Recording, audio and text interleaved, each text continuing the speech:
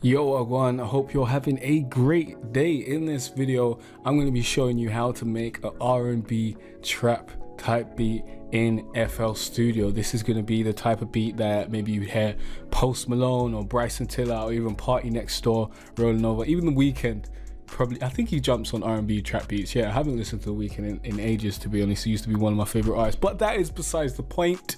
I'm going to be showing you how to make these smooth yet hard-hitting beats so that you can make some bangers. If you don't know who I am, I'm Cartere from jcartere.com, teaching you how to be better at music, marketing, and online business. This is the #1 spot for musicians and creatives that don't want to be starving artists. So if that sounds like you, this is the place to be.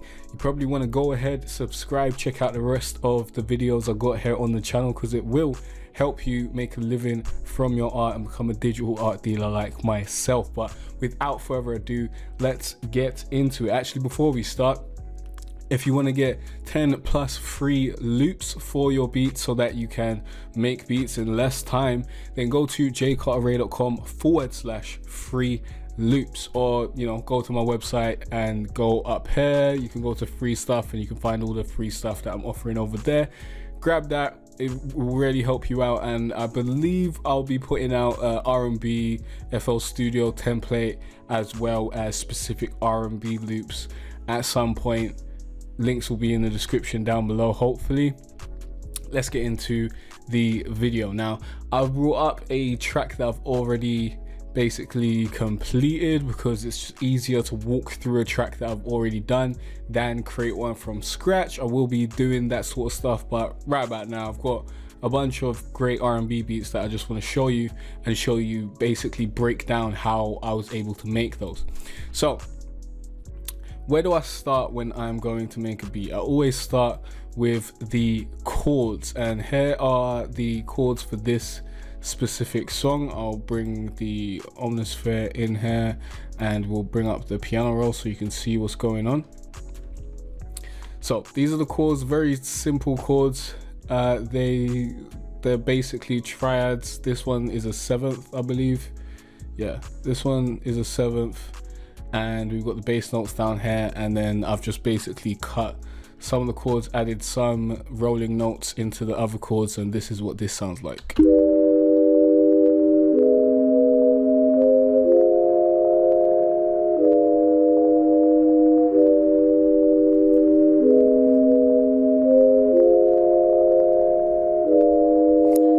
So you might be thinking, why does that sound terrible, Jay? What's going on here? Well, the reason why this is so high pitched is because I like to, first of all, when I'm doing the chords, I'll do them in the right octave, but then I'll bump them up an octave. So let's bring this down. So that's what it originally sounds like, but then I'll bump it up an octave using Control and up. And reason why I do that is because what I do with the chords that I generally get out on like a pad or whatnot, I believe this is a pad, right? Let me bring this up so you can see what instrument this is. I hate when people show you their beats but they don't show you what instruments they're using. Okay, this is from an instrument bank that you won't have, so don't even worry about that.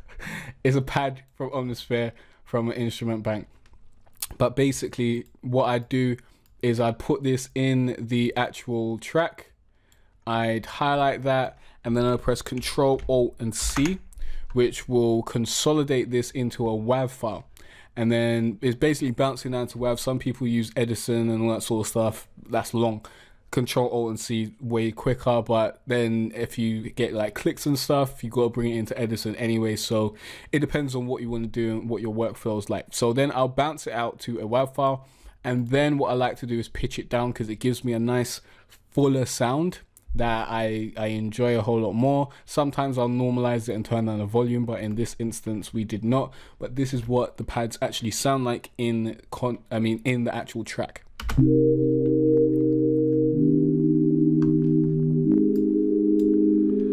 This is called Raid Cookie.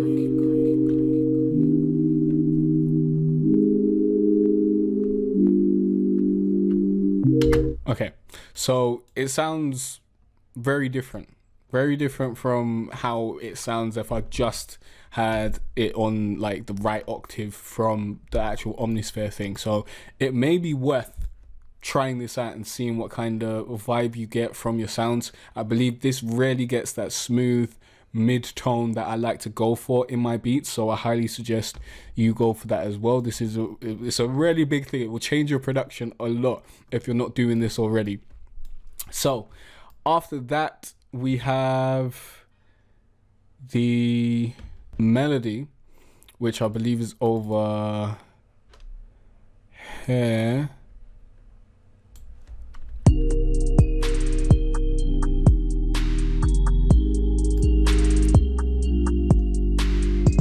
And even before we get into the melody, I just want to show you what chords we have here. Now I use Captain chords sometimes. I've been trying to use it more to basically expand my knowledge of chords and whatnot. But let's open up Captain chords so you can see exactly the chords that we're going for. I believe we start with 1. Yeah, we got 1, then we go to 3, then 6, then 5. I believe I edited this a little bit because I didn't like those notes being together, but I'm not 100% sure. But this is basically what we've got going on, and I think I didn't use the 7ths for all of them. So I generally will start off just getting some chords in Captain chords, and then, you know, I might freestyle a melody.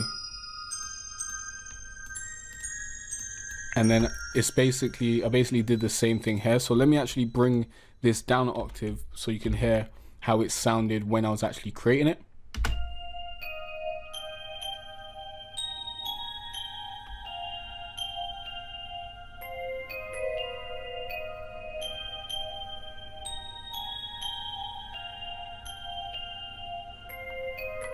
And I believe I just freestyled this. I just like had the sound in my head, had the melody in my head, and just went for it.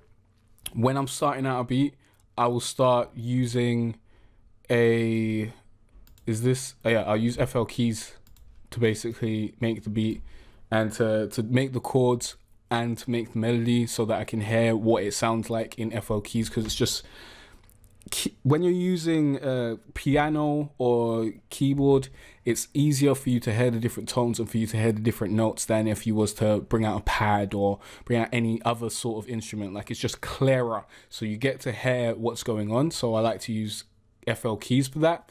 And then when I'm ready, when I've got the melody where I want it to be or got the chords where I want it to be, then I'll bring in Omnisphere or bring in whatever VST that I'm using to find the right sound. And sound selection is very, very important. So what I did with this is then I, you know, pitched it up. It sounds ridiculously high. Let me see if this is a sound in Omnisphere or if it's from a bank. No, this is from a bank, so don't worry about that. So I just put this up and then pitched it down. I believe we also have a arpeggio.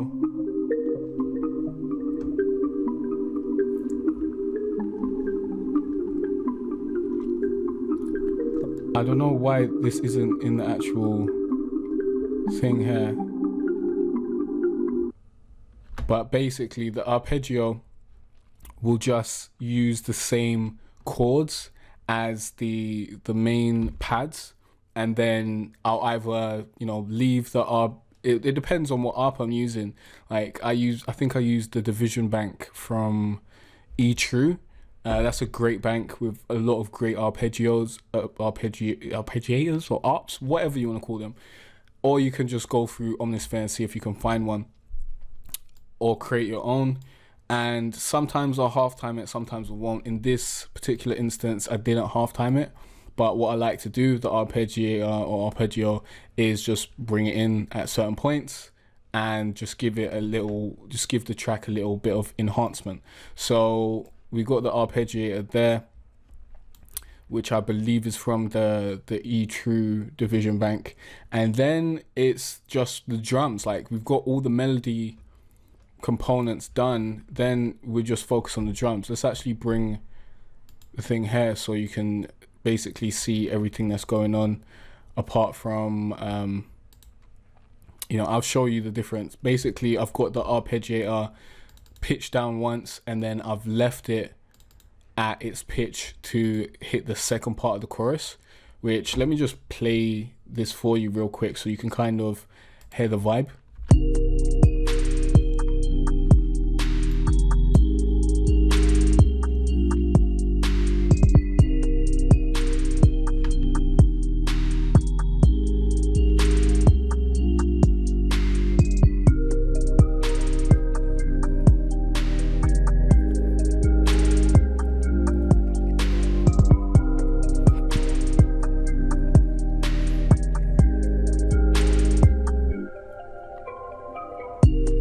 So what I've done here is I've kept the arpeggiator, or pitched it up, whatever you wanna refer to it. You can either refer to it as I kept it the same pitch, because the original pitch that I was using throughout the main part of the track is pitched down, and then I basically pitched down the melody.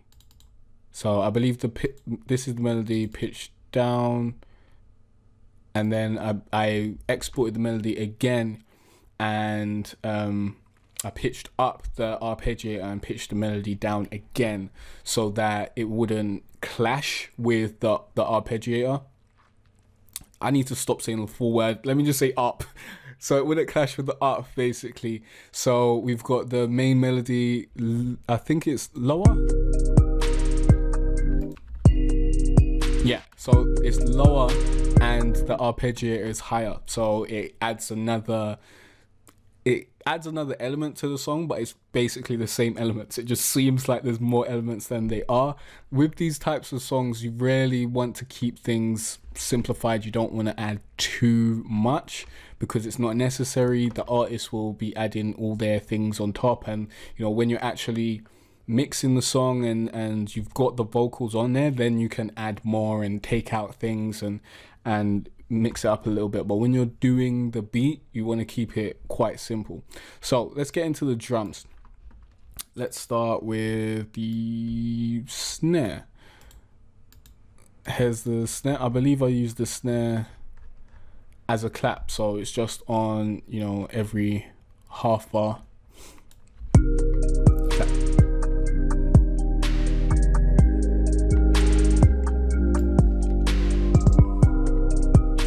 Basically, like basic clap pattern.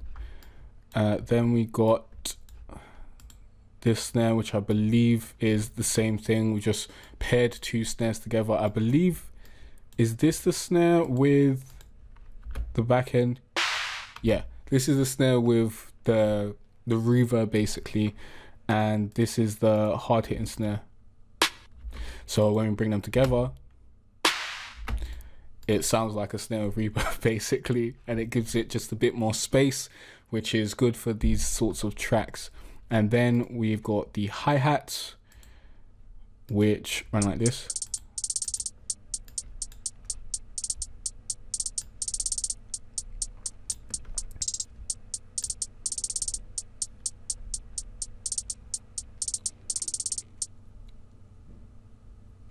Okay, that didn't play the whole thing, because in this particular part of the beat, the hi-hats don't run throughout the whole thing, so I don't know if you care to hear the whole thing, but I might as well give it to you, innit, so you can see what's going on. But through this piano roll, you can kind of see what's going on here. We just got basic hi-hats on every 2 beat, and then we've got hi-hat rolls here and there. Did that not go the whole thing either? Oh, you're kidding me, bro. Let me just play the end, because it goes down a little bit. It just changes a little bit up at the end. Like, it's not super complex.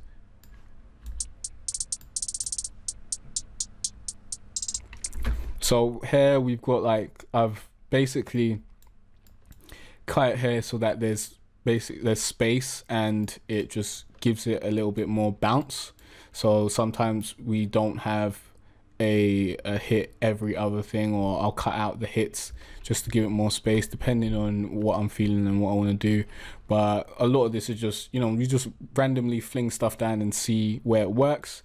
The best places to be putting hi-hat rolls, like if you're starting out, to make it really easy, is before a clap and after a clap. Like those are the easiest places to do it. And then I would say like the end of the 4-bar, because that has a nice transition into the next bar and usually the next kick, because the kick will be at the start of the next 4-bar basically.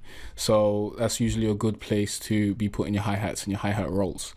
So next we've got some snares to back up the original snares, and this is just your basic trap snare rhythm.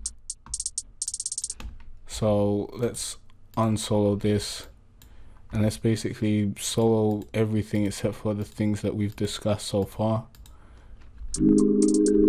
And let's start here.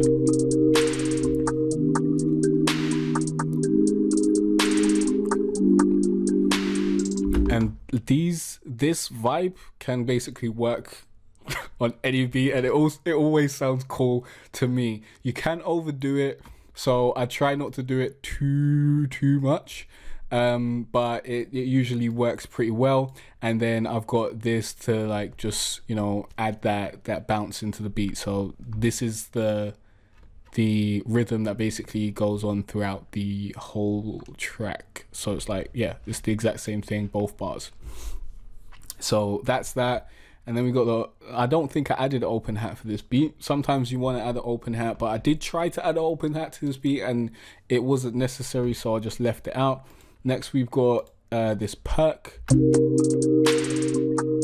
which just comes before the first clap.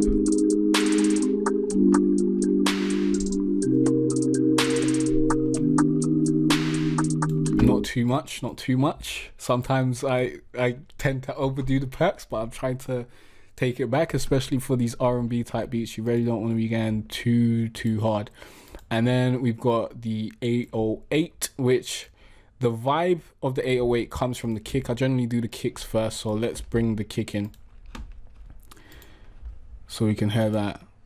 And this really depends on you. Like you can do pretty much whatever, but what I've found is if you're using the step sequencer, which is this thing that's on the thing right about now, then if you leave like 5 spaces between the kick, it gives you a nice bounce. So let's play this.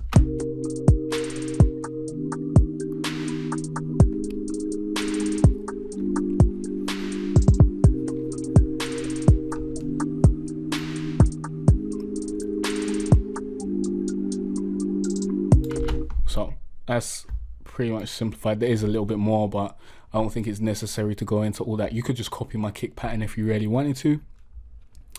And then let's bring back the 808s.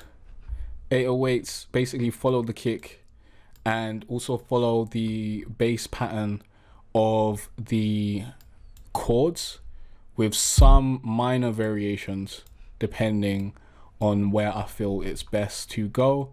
So let's listen to this. Oh, actually, there's no 808 in this part. The 808 is in the chorus. We got a synth bass in the verse.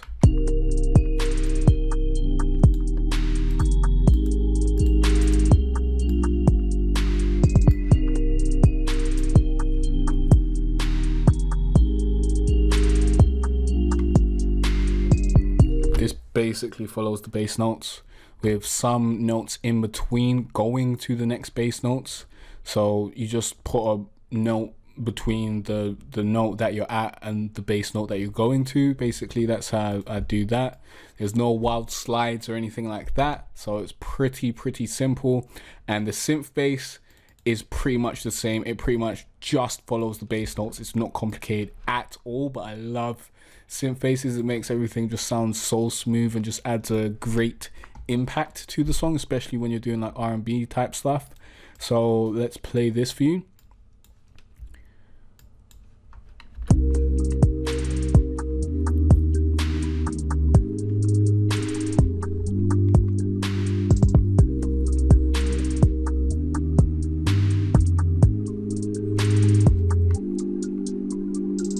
and then it goes up a little bit. So basically what I've done here is just follow the bass notes. These are the bass notes of the chords, and then, you know, before it moves to a certain bass note, I might go down a little bit, might go up a little bit, depending on what sounds best. So it's just, you know, small movements before we get to the next bass note, but you don't overdo it, because if you overdo it, it just becomes silly. You want to keep it simple, basically.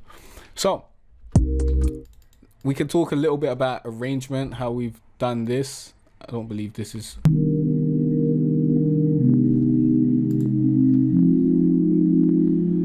This is chords. Yeah, this is a this is basically the relative minor chords of whatever chords we had before, just in case I wanted to use those as like a bridge or something, but I don't think I did use those. So basically with the arrangement, what I've done is I've gone 8-bar intro, 12-bar main verse, 4-bar breakdown, so 16-bar verse all in all, but this is a breakdown that leads into the chorus. Then we've got 8-bar chorus, and then the same thing again and again. The reason why I don't start with a chorus, especially in R&B songs, is because good songwriting indicates you should start with a verse. Yeah. Loads of trap songs and trap producers will tell you, you know, start with the chorus and whatnot. And I understand that from a selling beats perspective, because you want to show people all the elements that are in the song, and it makes it easier for you to sell the beats and whatnot. But if you want to make a good song, it's better to start with a verse so that you lead into the chorus, because then you're building up to the chorus, and then you come back down to the verse, you add more to the story, and then you have another chorus. So that's how I like to arrange my beats. But sometimes I'll arrange my beats with the chorus first if I'm making like a trap beat for the purposes of selling it. But if I'm making a song, I will always have like generally I'll have the verse first. So let me quickly play through this so you can hear what's going on. And that's how you make an R&B trap beat. I hope this, you know, was insightful. Let me know in the comment section down below if I did a good job, or if you want to learn certain things that I didn't teach you or whatever, let me know. Let me just play through this. And yeah, well, before I get into that, I guess this is the end of the video. I might as well ask you the question of the day. What do you start with when you make a beat? Let me know in the comment section down below. I think that'll be very interesting to find out different people's workflow and all that sort of stuff. And without further ado, in the next video, you'll learn more about, you know, music, online marketing, and online business. So definitely stick around, subscribe, all that sort of stuff. But let me play the beat for you.